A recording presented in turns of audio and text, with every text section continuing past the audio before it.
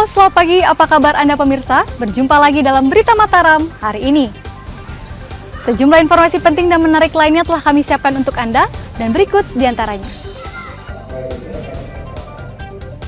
Pledoi rekapitulasi hasil Pilkada Lombok Barat diwarnai penolakan oleh sejumlah saksi paslon.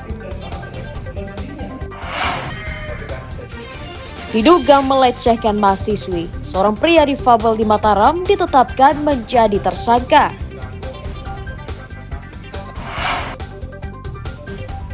Pengelola wisata di Lombok Barat mengeluhkan lesunya pemesanan hotel menjelang akhir tahun. Bersama saya Listia Widya, inilah Berita Mataram selengkapnya.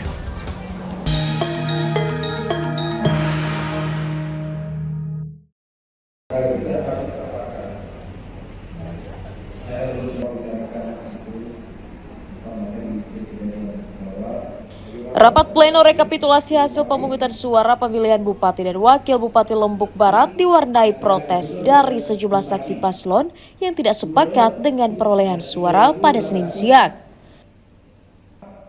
Dari keempat saksi paslon, protes salah satunya disampaikan saksi paslon nomor urut 2 yang mengungkapkan adanya dugaan politik uang dan kecurangan selama tahapan pilkada. Saksi juga memprotes sikap petugas TPS yang tidak mengizinkan warga memberikan hak pilih hanya karena tidak membawa EKTP ke TPS. Selain mengajukan keberatan langsung, para saksi juga akan melaporkan dugaan kecurangan ke Bawaslu agar hasil rekapitulasi diperbaiki. Kami kemudian bukan persoalan tidak menerima hasil pilkada, tidak, tapi ingin kemudian bahwa ini kabupaten ingin kemudian kita maju, kabupaten ingin kita bersih.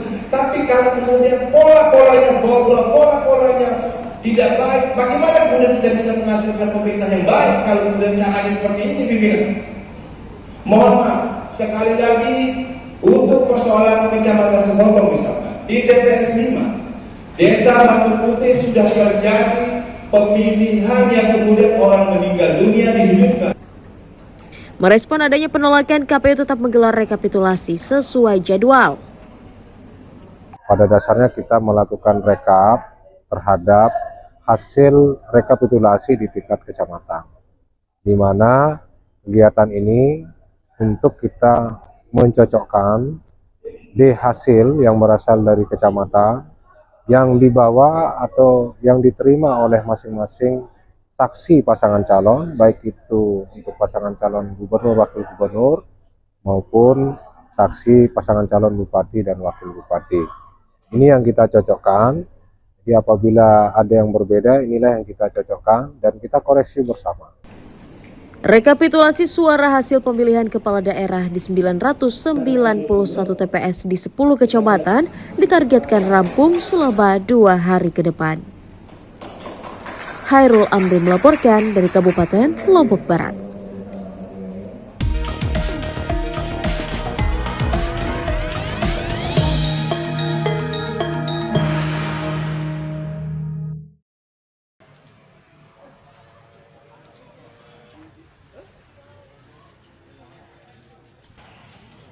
Satuan Polisi Pamung Praja Kabupaten Lombok Tengah bersama dinas terkait menyegel sebuah bangunan retail modern di jalur Praya Mujur di Kelurahan Sasake pada Senin siang. Penyegelan dilakukan karena pengelola beroperasi diduga tidak mengantongi izin persetujuan bangunan gedung yang dikeluarkan oleh pemerintah daerah. Petugas memasang tanda segel garis kuning di pintu retail sebagai tindakan tegas. Penyegelan tersebut bersifat sementara hingga pengelola melengkapi seluruh persyaratan administrasi perizinan. Satuan Polisi Pamung Praja bersama beberapa dinas perizinan, PUPR dan Perindak melakukan penutupan Alfamart yang di Kelurahan Sasake. Kita tutup karena Alfamart itu belum punya izin dasar, itu persetujuan bangunan gedung atau PDG. Jadi kita segel, jadi kita segel, kita tutup sementara. Nanti kalau sudah lengkap administrasi ini atau macam izin dasarnya kita akan buka. Pemerintah daerah mengimbau seluruh pengelola retail modern agar segera melengkapi izin operasional sebelum membuka usaha di daerah. Lukmanul Hakim melaporkan dari Kabupaten Lombok Tengah.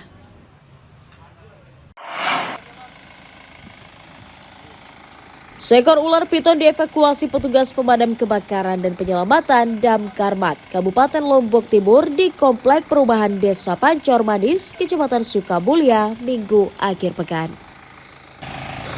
Petugas menangkap ular saat hendak masuk rumah salah seorang warga untuk mencari makanan.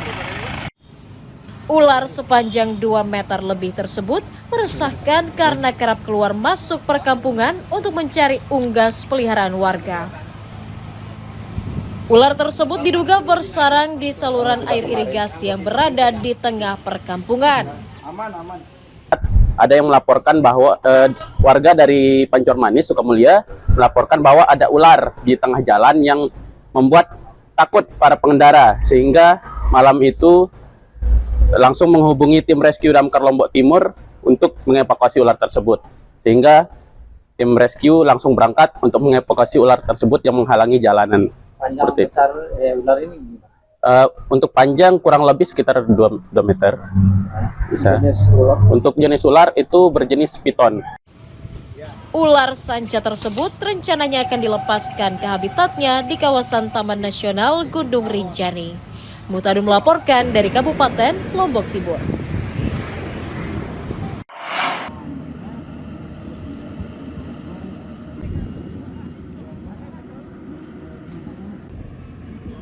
Puluhan hektar lahan di wilayah tada hujan di Desa Pendujak, Kecamatan Praia Barat, Kabupaten Lombok Barat, sukses menggelar panen raya padi di musim kemarau. Hal itu karena petani menggagas konsep irigasi pompa atau mengalirkan air dengan memompa dari sungai atau sumur bor seperti arahan dari Kementerian Pertanian untuk meningkatkan produktivitas lahan tidur. Hasilnya, di areal lahan seluas 25 hektar yang dulunya kering dan tidak pernah digarap saat musim kemarau, kini sukses memproduksi padi. Dengan irigasi pompa yang didukung oleh pemerintah daerah, para petani tidak perlu khawatir untuk mengolah lahan karena kebutuhan airnya dapat dipenuhi di musim kemarau. Namanya Pak? Pas tanam ketiga sudah ini, pas tanam lebih waktu tanam ketiga musim kering. Kondisinya? Kondisi musim kering, kita pun ragu sebenarnya nanamnya itu. Tapi ternyata alhamdulillah berhasil. Kita jalan. Itu sumber airnya dari mana Pak? Dari ini pengairan dari sungai. Oh, dari sungai. Itu. Nyedot ya? Iya, pakai air sedot. Itu berarti irigasi perpompaan yang diberikan sama petani? Dari sumbangan ini dari kelompok tani. Oh, sumbangan dari pemerintah itu ya? Sementara itu, Pemda menargetkan hasil panen padi mencapai 9,8 ton per hektar jika menggunakan sistem irigasi pompa. Ini kan masih dalam proses. Mau ngitung berapa ton kan dulu. Kan dalam gilingannya ini. Yang jelas menjadi tambahan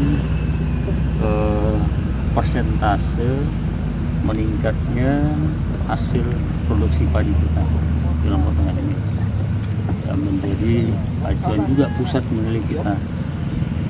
Ini menjadi percontohan pertama kali petani kita mengelola program irigasi pompanisasi. Peningkatan produktivitas petani di musim tanam ketiga tahun ini diharapkan dapat menambah target produksi tahunan untuk mewujudkan swasembada pangan di daerah. Lukmanul Hakim melaporkan dari Kabupaten Lombok Tengah.